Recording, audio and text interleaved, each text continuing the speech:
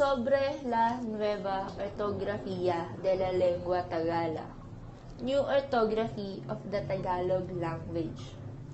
Noong 15 ng Abril, taong 1890, inimungkahi ni Rizal na palitan ang letrang Espanyol na C at O.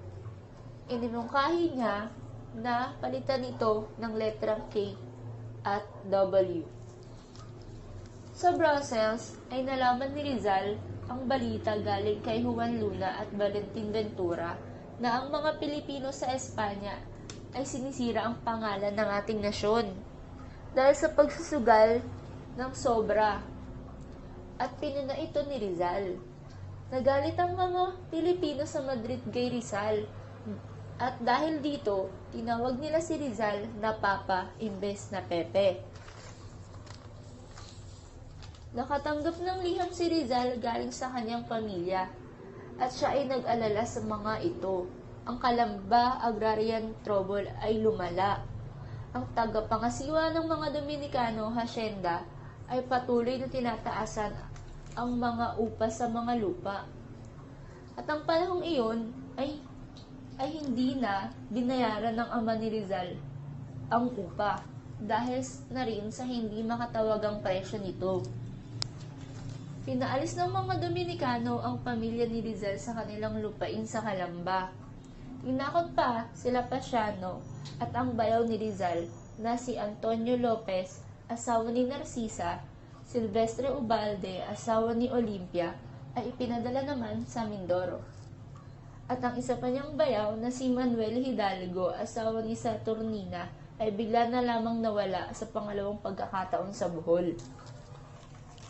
Nanaginip ng hindi maganda si Rizal dahil sa kakaisip ng hindi masayang pamilya niya sa Calamba. Natakot siya na hindi na siya mabubuhay ng matagal.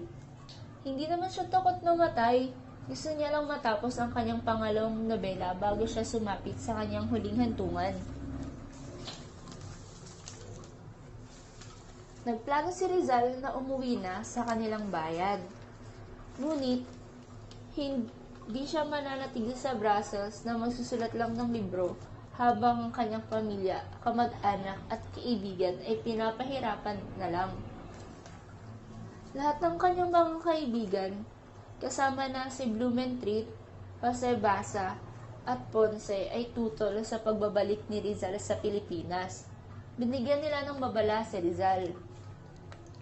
Nagdesisyon si Rizal na pumunta ng Madrid dahil may dumating na liham galing kay Pasiano na nagsasabing talo sila sa kaso laban sa mga Dominikano.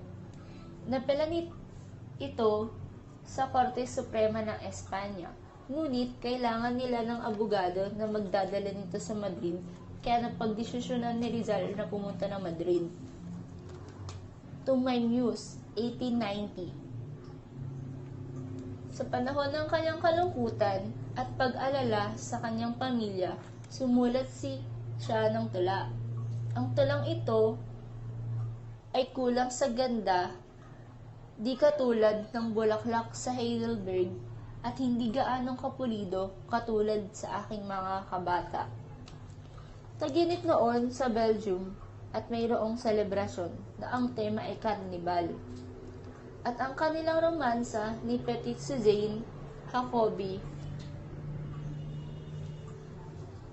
ang magandang pamangkin ng kanyang kasera,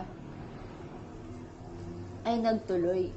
Naumulog ang loob ni Suzanne kay Rizal, ngunit kailangang umalis ni Rizal sa Madrid noong Hulyo taong 1890.